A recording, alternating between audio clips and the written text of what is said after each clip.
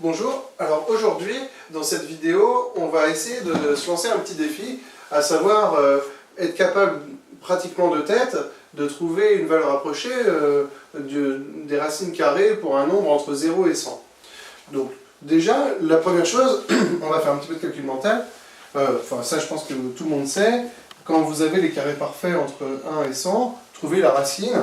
Alors là pour l'instant, ça c'est pas dur. Donc la racine de 1 ça fait 1, la racine de 4 ça fait 2, la racine de 9 ça fait 3, etc. Ça, je pars du principe que tout le monde sait ça. Voilà. Alors, ensuite, quand on a ça, on peut tracer le graphe de la fonction racine de x.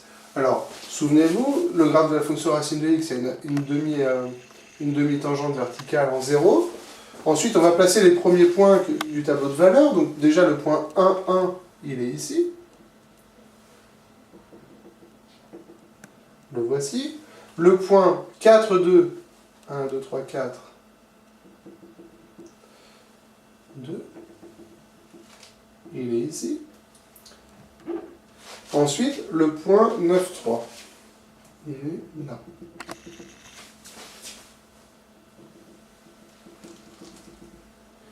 Voilà. Alors, ça donne, la courbe est une demi-parabole de ce genre. C'est pas hyper précis ici. Voilà. À peu près.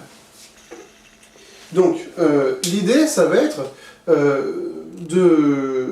d'approcher cette courbe par des segments de droite, parce que ça, on maîtrise mieux. Donc, par exemple, entre 0 et 1, on pourrait prendre ce segment-là qui relie les deux points. Alors, malheureusement, ici, le segment est un petit peu loin de la courbe bleue. Ici, on peut faire pareil. Ça va donner ça. Alors là, l'écart entre la courbe et le segment est encore significatif.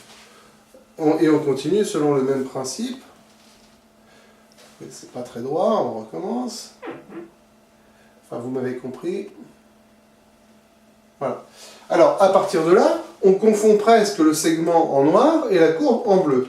Donc, pour le calcul d'une valeur approchée, on va se contenter du segment noir, ça sera beaucoup plus simple. Alors, l'idée, on va essayer de se donner un exemple d'un nombre entre 0 et 100, et on va tester, voir si on y arrive. Alors, est-ce que tu peux me donner un nombre entre 0 et 100 ? 55. 55. Bon, alors parfait. Je précise qu'on n'avait pas préparé ça, donc peut-être que je vais me planter et ce sera drôle. Alors 55, le but c'est de trouver une valeur approchée de racine de 55. Alors, la première chose à faire dans la technique, c'est de regarder 55, de l'encadrer entre deux carrés parfaits. Donc le but c'est de trouver ça. On va essayer d'encadrer 55 entre deux carrés parfaits. Alors, on regarde dans ceux qu'on avait listés tout à l'heure, 55 est entre 49 et 64. Voilà. Alors ensuite, on va essayer de regarder si 55 est plus près de 49 ou plus près de 64.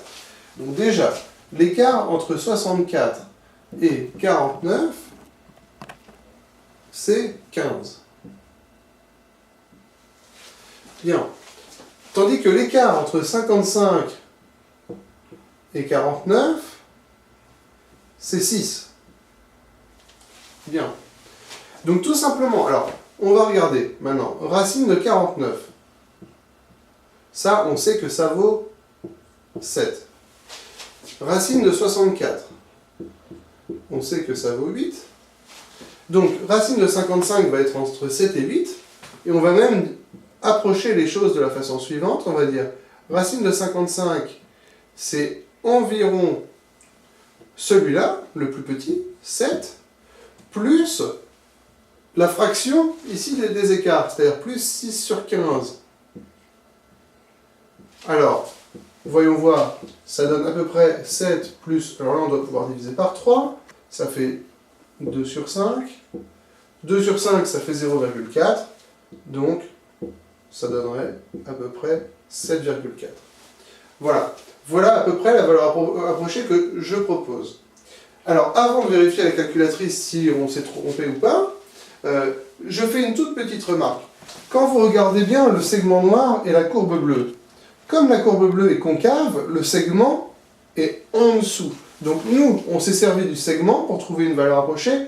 Donc il y a des chances que à la calculette, on trouve un petit peu plus que 7,4. Donc, mais vraiment un tout petit peu, parce que l'écart est très, très minime. Hein. Donc je me risque à proposer au centième, racine de 55 égale 7,41.